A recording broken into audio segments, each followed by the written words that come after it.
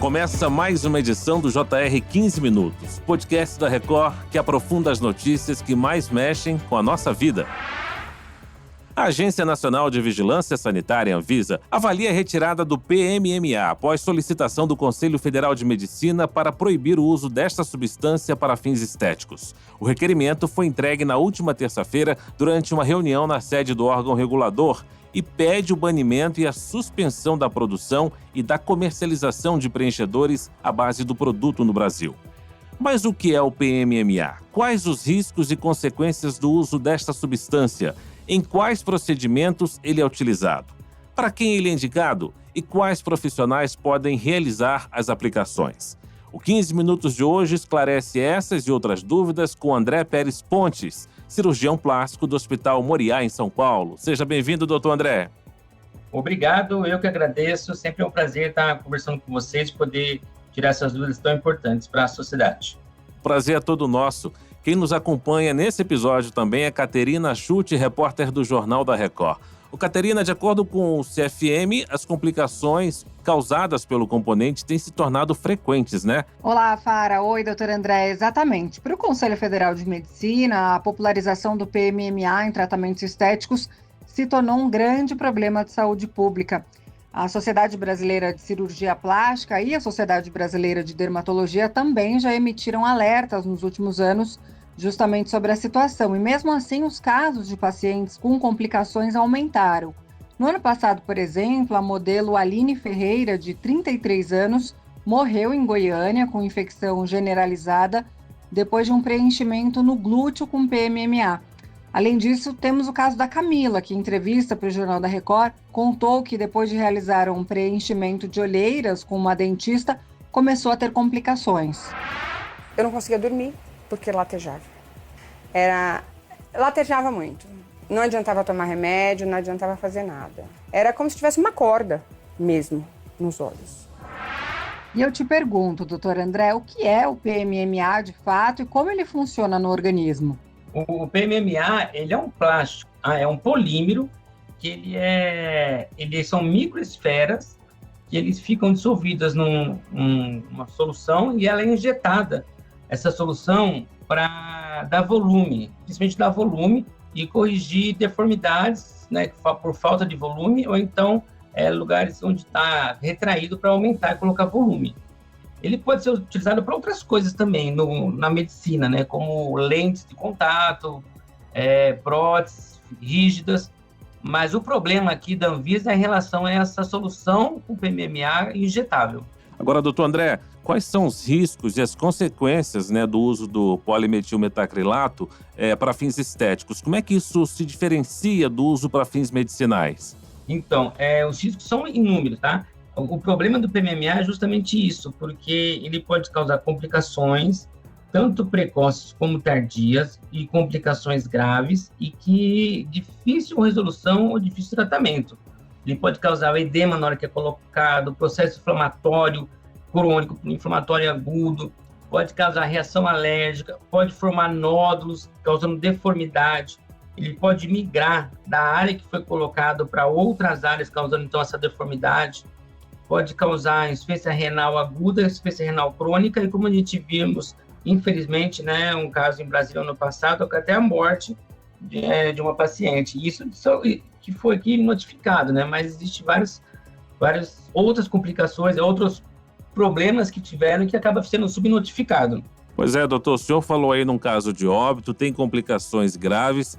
Agora o que a gente tenta entender é o seguinte: por que mesmo com tantos problemas ligados à substância, o PMMA se tornou tão popular no Brasil? Olha, o problema é o que eu vejo, assim, é por causa do preço.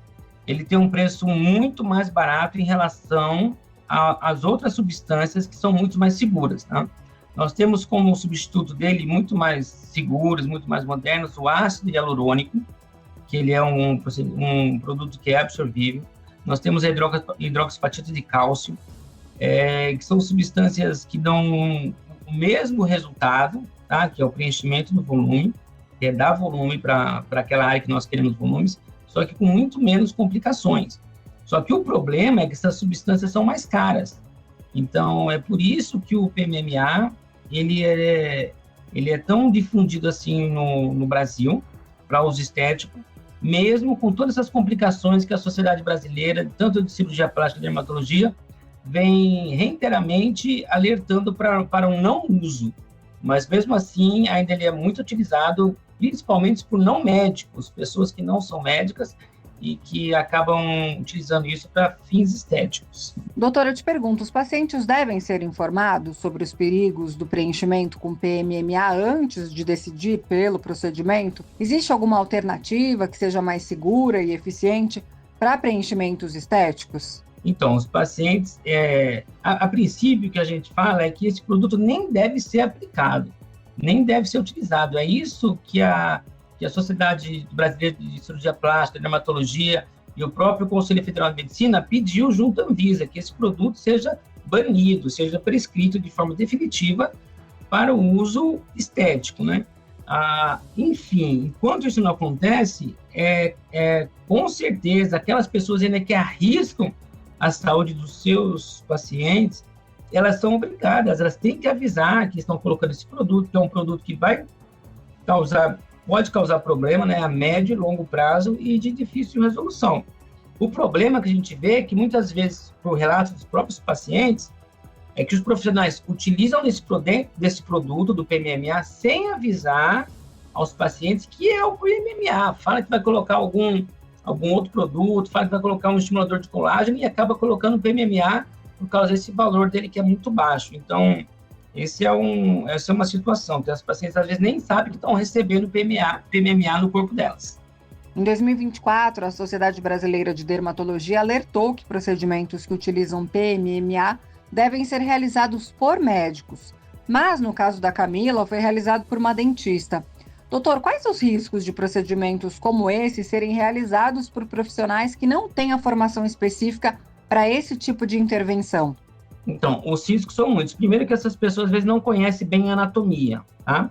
Então, fica mais fácil cometer um erro do local onde está sendo colocado esse produto, de colocar uma região próxima a vasos importantes, artérias importantes, pode causar uma embolia, uma necrose, né, da área onde vai ser injetado. Esse produto é colocado dentro de um vaso, inadvertidamente esse vaso vai entupir. Esse vaso é um vaso que levaria sangue para uma determinada região, como nariz, lábio, e aí acaba necrosando, o paciente acaba ficando com uma sequela gravíssima por causa da injeção desse produto, né? Então, a outra coisa também que acontece com profissionais não médicos é que eles não têm aquele cuidado com asepsia e antisepsia. Então, fica mais fácil ter alguma infecção logo após a colocação desse produto. Então, o ideal é que não se utilize esse produto. Agora, doutor, depois de um procedimento estético com esse produto, com o PMMA, quais são os sintomas imediatos de uma reação adversa à substância? Quem aplica isso? Quem passa pela intervenção? Que tipo de sintoma começa a sentir que, a partir daí, deve se preocupar e procurar ajuda médica? Olha, imediatamente, vamos supor que a pessoa colocou o produto e teve algum problema, teve alguma reação invertida, o que ela pode sentir é dor. Um dos sintomas é dor se eu tiver uma obstrução de alguma área, de alguma artéria, então isso vai causar uma isquemia e vai levar a ter dor no local onde foi aplicado. Ela pode ter um edema, um inchaço muito grande no local onde foi aplicado esse produto, uma reação alérgica ali aguda no local, tá? E ela pode também ter uma infecção, e essa infecção também vai causar uma hiperemia, ou seja, vai ficar vermelha essa região, e depois vai começar com edema, e depois ficar com dor e formando como se fosse um abscesso mesmo, né? Como se fosse aqueles furuncos onde começa a sair pus pelo lugar onde foi colocado. Então, esses são os sintomas que a pessoa tem que estar atenta no momento que foi aplicado, né? Que seriam as complicações mais agudas, aquelas mais recentes, né? Dor, inchaço, um vermelho que não melhore, uma área vermelha que não melhore, ou então ficando, né, mudando a cor da pele para uma pele mais branca e depois para preto mais escuro quando estiver vindo para uma necrose.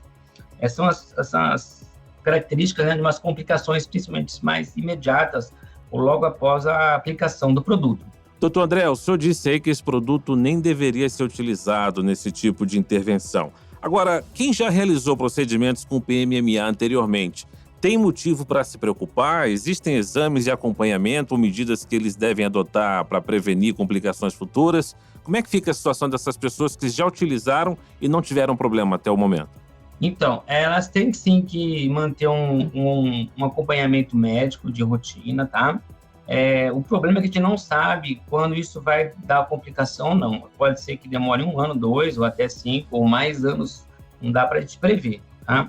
O que ela tem que fazer? Manter uma rotina de acompanhamento de segmento com um dermatologista, ou então com um cirurgião plástico, onde vai estar ali acompanhando aquela evolução do produto. Exames de rotina que pode mostrar, né, se existe algum tipo de alteração ali no local, tá?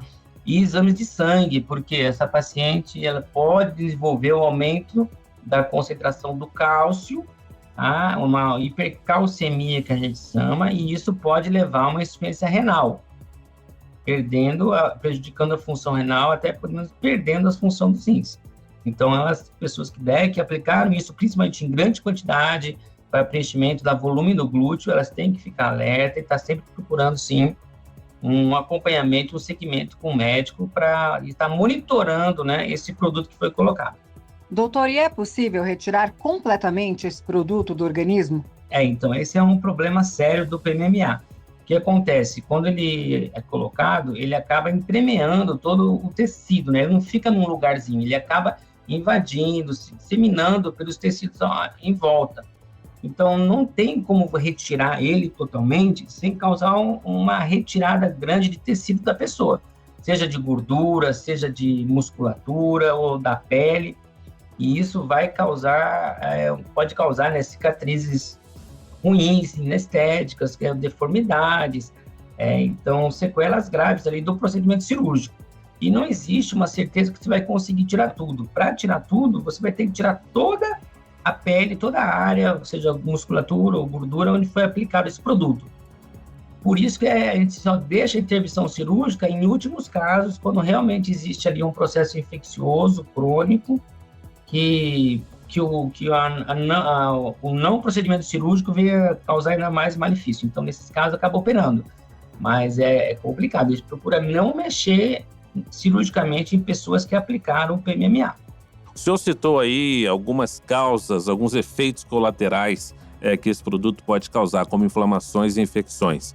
É verdade também, doutor, que o PMMA pode afetar a função cardiorrespiratória do paciente? Pode afetar a partir do momento que ele causar uma embolia, né?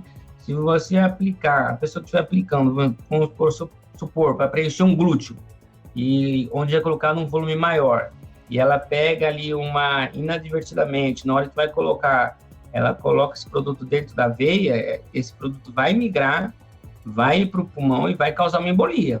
E vai complicar, né, trazer essas complicações aí respiratórias e cardíacas para essa paciente, podendo ir a óbito. Então, é um produto assim que não tem que ser aplicado. A concentração de PMMA usada em uma determinada aplicação afeta o nível de risco, doutor? Então, para o uso, né, injetável, como ainda é permitido pela Anvisa, né, existem algumas concentrações no mercado, como a 5%, 10%, até mesmo 30%.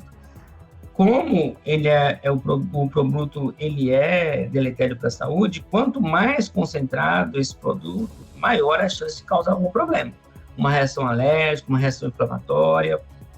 Então, por exemplo, um produto que é colocado, um preenchimento que é feito com uma seringa desse produto a 30%, então eu estou colocando mais produto na pessoa. Então, com isso, ela vai ter mais risco, sim, de desenvolver alguma complicação. Quando a gente coloca uma injeção, que vai se utilizar a solução a 5%, então, claro, está indo menos produto. Então, a chance é menor de ter alguma complicação. Mas mesmo esse 5% pode causar problema. Pode causar reação alérgica, pode formar nódulo, pode causar infecções. Então, a orientação sempre tem sido recorrente, tanto da cirurgia plástica quanto da dermatologia, das sociedades, né, que representam essas classes, junto com o Conselho Federal de Medicina, é a não utilização desse produto em concentração nenhuma. Existem outros elementos, existem outras substâncias muito mais seguras que não têm essas complicações que podem ser utilizadas com o mesmo resultado. Muito bem, nós chegamos ao fim dessa edição do 15 Minutos. Eu agradeço a participação e os esclarecimentos de André Pérez Pontes, cirurgião plástico do Hospital Moriá, em São Paulo. Doutor André, muitíssimo obrigado pelas explicações, viu? Eu que agradeço, sempre é um prazer estar conversando com vocês e quando precisar, estamos aqui à disposição novamente. Prazer é nosso. Eu agradeço a presença de Caterina Schutte, repórter do Jornal da Record também. Obrigado, Caterina. Muito obrigada, Fara. Muito obrigada, doutor André. Esse podcast contou com a produção de David Bezerra e das estagiárias Amanda Fugita, Isabela Santos e Yasmin Logrado. Sonoplastia de Diego Marcondes. Coordenação de conteúdo, Deni Almeida. Direção editorial, Tiago Contreira. Vice-presidente de jornalismo, Antônio Guerreiro. Você pode acompanhar o JR 15 Minutos no portal r7.com, nas redes sociais do Jornal da Record e nas principais plataformas de streaming. Te aguardamos no próximo episódio. Até lá!